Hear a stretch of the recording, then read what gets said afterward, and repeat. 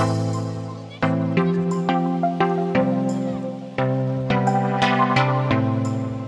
tout le monde, aujourd'hui on se retrouve pour une nouvelle vidéo, donc une vidéo favorite comme vous avez pu le voir dans le titre. C'est la première fois que je fais ce genre de vidéo sur ma chaîne, donc si le concept vous plaît, n'hésitez pas à le dire dans les commentaires, que je sache si je dois en faire plus ou si je dois simplement arrêter ce genre de vidéo. N'hésitez pas aussi à me dire les vidéos que vous avez envie de voir sur ma chaîne, que je sache ce qui vous plairait. Bien sûr, je fais toujours ce que moi j'ai envie de faire, mais si ça peut coïncider avec ce que vous avez envie de voir, ce n'est que mieux, donc n'hésitez pas à me dire que je sache un peu. Aujourd'hui, je vais vous présenter ce que j'ai aimé cet été, que j'ai envie de vous faire découvrir, et donc on va commencer tout de suite.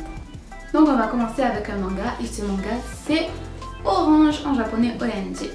Donc j'ai les 5 tomes ici. Et le truc cool, c'est qu'il n'y a que 5 tomes et j'adore ça parce que je supporte pas les trucs trop longs. Je me lasse très vite et là ça finit en 5 tomes, donc j'en étais que plus heureuse. Donc j'ai commencé à lire vite fait le tome 1 parce que j'avais entendu parler de l'anime et en fait j'avais pas envie de me lancer dans l'anime parce que l'anime n'était pas terminé. Donc j'ai commencé à lire un peu le tome 1 et j'ai pas pu le lâcher jusqu'à la fin du tome 5. Vraiment l'histoire est super prenante, les personnages sont super attachants, le concept est sympa. Donc je peux que vous conseiller de le lire. Bien sûr c'est un shoujo, donc il va y avoir une histoire d'amour dedans. Mais même si ça vous rebute, si vous aimez pas trop ça, je pense que vous devrez quand même y jeter un coup d'œil parce que ça vaut vraiment le coup. Donc l'histoire c'est tout simplement l'héroïne qui reçoit une lettre de son moi du futur qui lui explique les erreurs qu'elle a faites et qu'elle regrette en espérant que son moi du présent ne les refera pas. Donc voilà, c'est un peu compliqué à expliquer, j'espère que vous avez à peu près compris, en tout cas essayez, c'est plus compliqué à expliquer qu'à comprendre. Au final, je pensais que les trucs de voyage dans le temps et tout ça, ça serait beaucoup plus compliqué à comprendre parce que j'aime pas trop ça personnellement, mais en fait c'était vraiment sympa, donc je vous le conseille à 100%. Bon, de toute façon, tout ce que je vais vous présenter dans cette vidéo, je vais vous le conseiller à 100%, mais bon, celui-là, vraiment, essayez. On va continuer avec 2 films, donc un film japonais et un film coréen, donc je vais vous mettre quelques extraits ou quelques images ici si je peux. Donc d'abord le film japonais, ça s'appelle Kami-sama no Yutori et je crois que le manga est sorti en français sous le nom de Jeu d'enfant, je l'ai lu il y a très longtemps, je crois quand j'étais en seconde ou en première, donc il y a 2-3 ans. J'ai lu le tome 1, c'était très sympa, j'ai lu le film, c'était génial, j'ai adoré le film, vraiment. Bon par contre si vous aimez pas le gore ou les trucs un peu dégueulasses, n'essayez pas parce qu'il est vraiment un peu chelou comme film. Donc si vous aimez pas le gore, c'est un peu un film d'horreur, donc n'essayez pas. Donc l'histoire en fait c'est tout simplement un survival où les gens essayent de survivre à des jeux d'enfants. Donc par exemple ça commence avec le 1, 2, 3 soleil. Ceux qui perdent au 1, 2, 3 soleil vont avoir la tête qui explose. Donc voilà, vous voyez que c'est un peu dégueulasse quand même. Vraiment j'ai adoré, je l'ai trouvé hyper bien fait. J'aime pas trop les films japonais d'habitude, mais celui-là il est vraiment sympa parce que c'est un domaine dans lequel je trouve que les japonais sont forts, les trucs un peu chelous. Et vraiment c'est le premier film d'horreur japonais que je regarde, j'aime trop. Je pense que je vais m'acheter tous les mangas tellement j'ai aimé. Donc je vous conseille d'aller voir un peu ça. Et si vous aimez le gore bien sûr. Le deuxième film que je vais vous conseiller c'est Le Dernier Train pour Busan. Donc c'est un film coréen. Et c'est un film de zombies. Personnellement j'aime pas les films de zombies ou même les séries de zombies, désolé Walking Dead. J'aime pas trop les trucs de zombies parce que je trouve que c'est toujours la même chose, que c'est très répétitif. Et en fait j'ai été très agréablement surprise par ce film.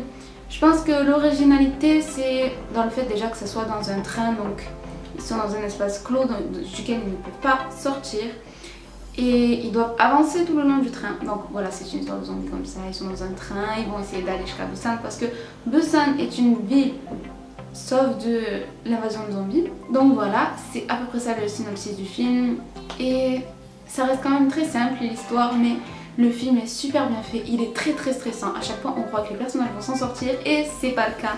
La situation empire jusqu'à la fin et la fin est hyper triste. Moi j'ai failli pleurer. C'est un film qui est vraiment hyper émouvant même si c'est bien sûr très gore, plein de zombies et tout ça. Donc voilà, encore une fois, si vous n'aimez pas le gore, n'essayez pas de regarder. Ceux qui aiment pas le gore, je suis vraiment désolée pour vous parce qu'aujourd'hui j'ai pas de film à vous présenter. Mais pour ceux qui aiment le gore, vraiment essayez de regarder. Il fait vraiment stresser, moi j'ai adoré. Donc voilà, je vous le conseille encore une fois et essayez d'aller voir un peu ces Derniers Trains pour Busan. Donc maintenant je vais vous présenter 2 youtubeurs que j'ai pas mal suivis cet été. Ces 2 youtubeurs c'est Marine et Saofré. Donc Marine elle a fait des super vlogs cet été.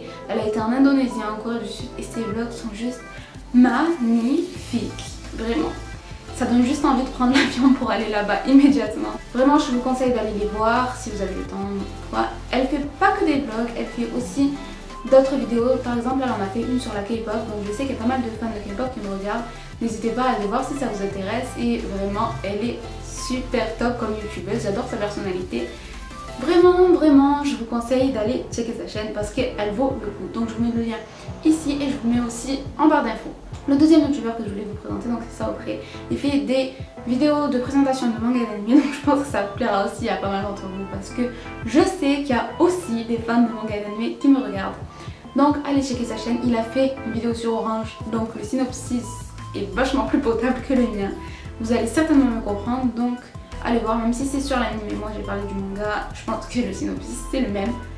Donc voilà, il fait pas que sur Orange, bien sûr, il fait sur d'autres mangas et animés, donc allez voir, juste allez voir les deux. Je vous mets donc bien sûr les liens dans la vidéo et les liens dans la barre d'infos, comme ça vous aurez plus d'excuses pour pas aller les voir. Donc je voulais aussi vous présenter deux petits jeux sympas. Tout d'abord on va commencer par une application, ça s'appelle Neko Atsume et le but c'est que le plus de chats possible viennent chez vous. Donc vous allez acheter des trucs qui vont leur plaire, par exemple des boîtes en carton ou à chaque fois des trucs un peu plus luxueux. Et vous allez même pouvoir étendre votre terrain pour que plus de chats viennent chez vous. Je trouve que ce jeu est vraiment hyper adorable, je l'adore, mais après je trouve que peut-être on se lasse plutôt vite. Perso je me suis un peu lassée, mais vraiment j'ai beaucoup joué quand j'ai commencé. Donc je vous conseille d'aller essayer au moins, voir si ça vous plaît. Après si vous n'aimez pas les chats, je peux rien faire pour vous, moi j'adore les chats, c'est pour ça peut-être que j'adore ce jeu. Donc le deuxième jeu que je voulais vous présenter, je crois que c'est un jeu américain, corrigez-moi si je me trompe, ça s'appelle To the Moon. C'est un peu le même style de jeu que les jeux d'horreur que je vous ai présenté déjà par rapport au graphisme et au gameplay. Donc si vous n'avez pas vu ma vidéo sur les jeux d'horreur, n'hésitez pas à le checker, je vais vous la mettre par ici. Donc l'histoire en fait c'est dans le futur, il y a une technologie qui permet aux gens qui vont mourir, donc qui savent par exemple qu'ils sont malades et qui ne vont pas tenir plus d'un jour ou deux, de se faire implanter des souvenirs pour réaliser le plus grand rêve qu'ils avaient.